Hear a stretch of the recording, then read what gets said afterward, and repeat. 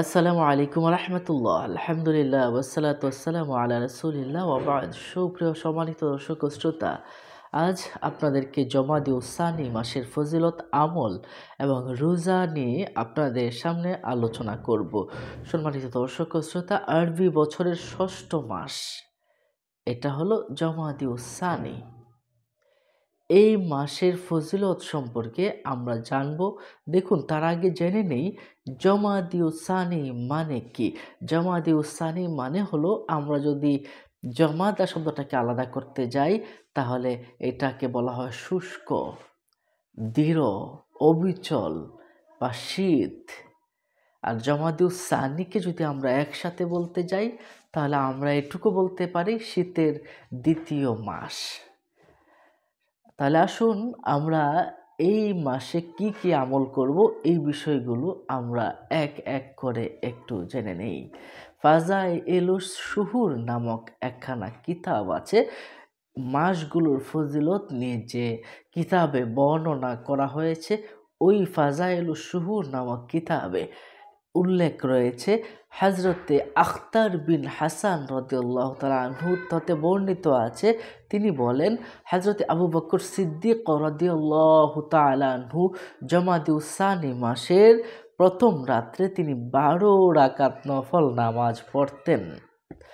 অন্য সাহাবীগণও এভাবে নামাজ আদায় করতেন। এই কিতাবের শেষাংশে রয়েছে ফাজাইলুস শুহুর নামক কিতাবের এই জমাদিউ সানি মাসের ফজিলত নিয়ে বলা হয়েছে যে এই মাসের শেষ 10 দিন সাহাবীগণ রজব মাসের অভ্যর্থনা, রজব মাসের স্বাগত জানানোর জন্য, রজব মাস খুবই ফজিলতপূর্ণ একটি মাস, যে মাসে আল্লাহ পাক রব্বুল আলামিন তার প্রিয় হাবিবকে আল্লাহ পাকের কাছে দাওয়াত করে নিয়ে গিয়েছিলেন। সুবহানাল্লাহ। এই মাসকে অভ্যর্থনা জানানোর জন্য রোজা রাখতেন, অর্থাৎ শেষ 10 দিন রোজা রাখতেন এবং এই শেষ 10 দিনে বা প্রত্যেক রাত্রে 20 রাকাত করে নামাজ আদায় করতেন। সুবহানাল্লাহ।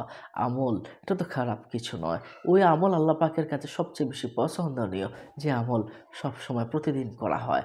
সম্মানিত দর্শক ও শ্রোতা, এছাড়াও আর কি কি আমল আছে, আসুন আমরা এই বিষয়টা জেনে নেই।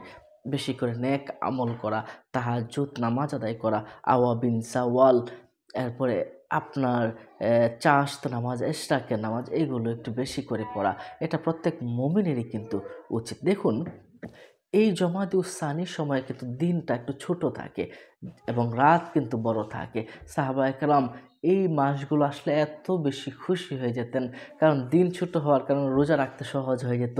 রাত বড় হয়ে যাওয়ার কারণে তাহাজ্জুদ নামাজ পড়তে তারা খুব খুশি হয়ে যেতেন, তাহাজ্জুদ মিস হতো না সহজেই, এবং রাতের বেলায় বেশি করে ইবাদত বন্দেগী করার সুযোগ পেতেন।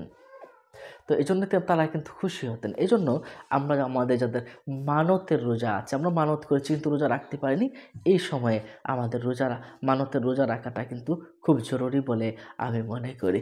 এছাড়া আপনারা 1 তারিখ, 2 তারিখ, 23 তারিখ, 29 তারিখ, এই যে রোজাগুলো আছে না, এগুলো রাখবেন। আর সবচেয়ে বড় বিষয় হচ্ছে আইয়ামে বীজের রোজা। আইয়ামে বীজের রোজা আমরা রাখতে পারি চান্দ্র মাসের 13, 14, 15 তারিখ, অর্থাৎ জমাদিউ সানি মাসের আমরা 13, 14, 15 তারিখে ইনশাল্লাহ আমরা এই রোজাটা রাখার চেষ্টা করব। অন্য মুমিন মুসলমান ভাইকে জানাতে শেয়ার করে দিবেন। পরবর্তী ভিডিও পেতে সাবস্ক্রাইব করে আমাদের সাথেই থাকুন। ভালো থাকুন। আসসালামু আলাইকুম রহমতুল্লাহি ওয়া বারাকাতুহু।